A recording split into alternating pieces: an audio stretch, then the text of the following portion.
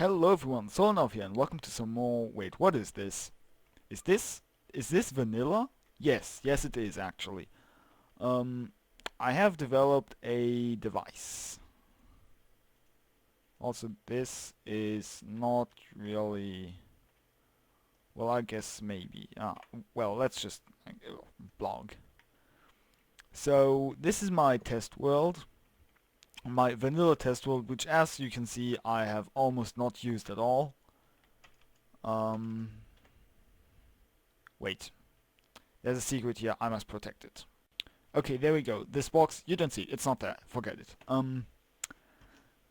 Okay, so what is this? Well, we see an iron, a gold block and a lapis block. And we see a button and a bedrock box with what appears to be some redstone inside. So let's press it and bloop. Doink.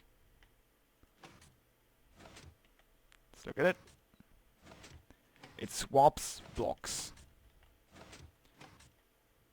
And it can do so pretty quickly actually. Basically, the only reason you can't do it more quickly is because, you know, the button takes a while to reset. So, okay, those are two completely different blocks. Now, what if we take two of the same block but with a different data value? It still works. Okay. Now, what does it do with chests? Let's use an iron block. Okay, it swaps those. What if you put something in there?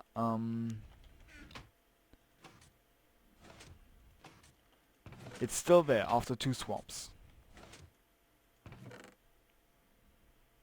There, you see? So, what if you put another chest here with something else inside it? Let's say a sword. You can see the two things have now swapped position. So what this is basically a block swapper using command blocks. Now, what could this be used for? Well, for example, suppose you had, suppose you were making a map and it was quite large and you wanted the player to be able to easily get stuff back to their base without having to run all the way over there. And, you know, ender chests have a few disadvantages because, you know, like, they're not really that good. You can't access them with hoppers and droppers, and they're just a nuisance to deal with. Like, you can't do anything with them without a player opening them. Okay, so what? Oh, and also they're different for every player, which is not always what you want. Okay, so this solves the problem by having just regular chests and just swapping them. So basically, you could break this platform.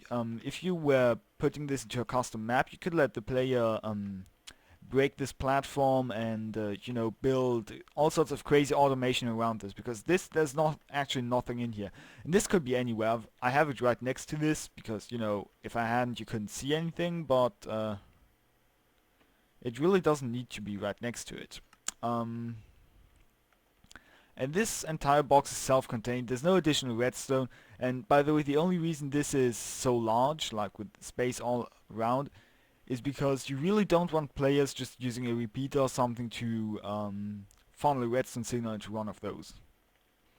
So I'm gonna walk through how these work. So first of all, we've got this chest.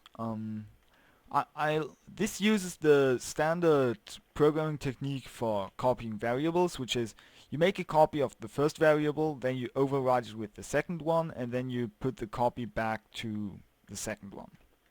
So basically I've got a bunch of command blocks here arranged compactly, which is why they look so funny. And yeah, so when you press this button, first of all, this command block here is triggered. This is a clone command that clones this block and only this block over here. So I'm using relative coordinates, which means that you could just take this box, copy and paste it anywhere in the world, and it will work and still link to this one particular spot. Okay. Now, after this, we have this pulse farmer, which maybe I can show like that. So we have this pulse farmer here that first powers this command block here, which clones the chest from over there. So if you look at in the top left, that's actually the coordinates of this block. So right here, this one is cloned over here. Okay. Then the next command block to be triggered is this one, which clones the temporary copy that's over here to over there. And finally, the last command block to be triggered just destroys the temporary copy here to prevent any bugs and glitches. Okay, now let's get a button and let's use two different blocks for this. Let's use a gold block and a chest, why not? And I'll walk through these buttons, through these command blocks step by step. Okay, so first one to get triggered is, let me fly, this one. So you can see this just makes a copy of the gold block over here. If we put another block here, do it again, we get a copy again. Okay. Then the second one to get triggered is this one. See this chest over here, it's gonna get copied over here. Bloop. There it is.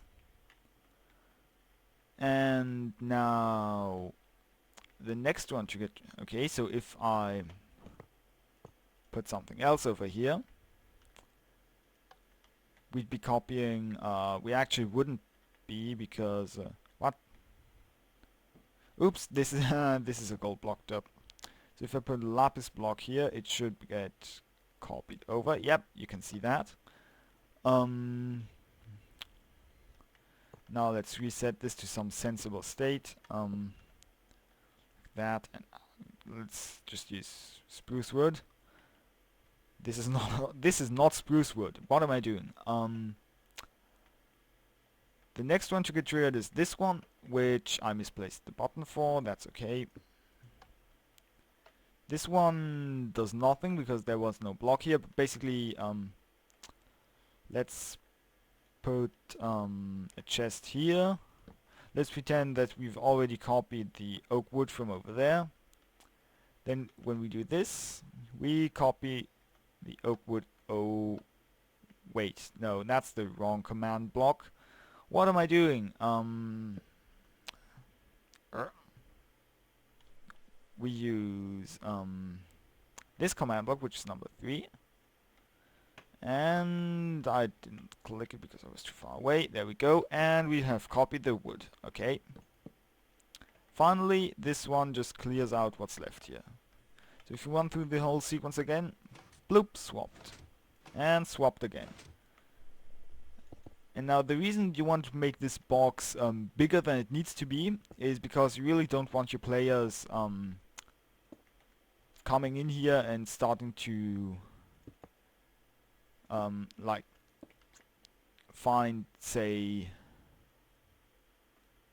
this command block and yeah, or to find this command block here and to just constantly trigger it, or just to trigger these command blocks out of order. You don't want that to happen because then they could just, you know, clone the chest in here, empty it out, and clone it over there, or all sorts of stuff, which is not exactly meant to happen, which is why you wanna take steps to prevent that from happening. So like that and that, and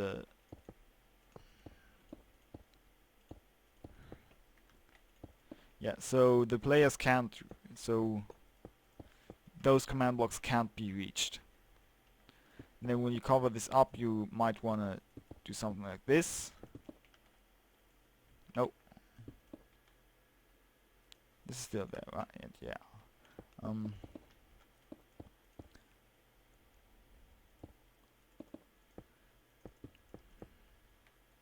Or something along those lines, so the players can't just come in and trigger these command blocks willy-nilly.